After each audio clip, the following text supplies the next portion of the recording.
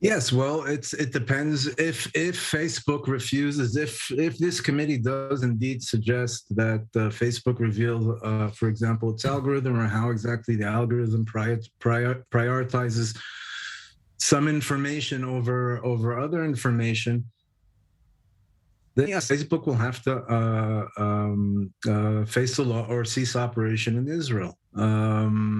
But we're seeing similar actions being taken in other countries in the United States. But this has to be an international effort. I mean, Facebook has 35 billion users, or 3.5 billion users worldwide, 350 million in India alone. So this is not so much an Israeli issue, but it's an international issue. Is Facebook a public utility at this point? Is it a public utility?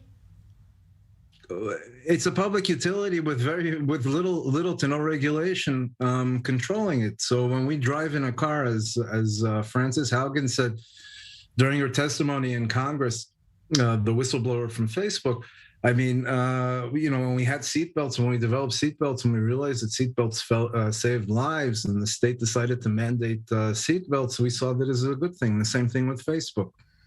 Okay, it's a public utility, and it has to be regulated, and it has to be demonopolized as well. I mean, I think ideally the solution here should be on three fronts. As long as Facebook continues to prioritize profit over public good, some sort of regulation agency should be set up, or a regulatory agency should be set up. Laws regarding the protection of privacy and what can be done with private information by companies, for example, how long they can hold on to it. And third, competition. Talk to me about Facebook's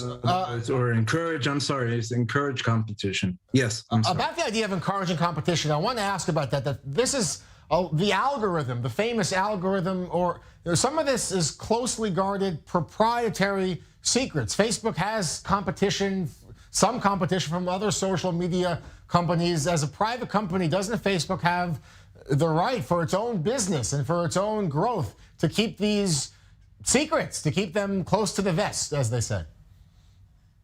Yeah, well, the question is, should a private company be able to continue to function while continuing to harm, for example, body image of young children, or destabilize democratic states, as happened in the United States and in other countries in the world? So yes, I think that a company that has that degree of power, okay, the same way that the U.S. and Israel and other countries regulate the telecommunication industry, then certainly. All right, thank you so much, Doctor, for being with us and giving us your perspective on this ongoing story. Great to have you. Thank you. Thank you for the opportunity.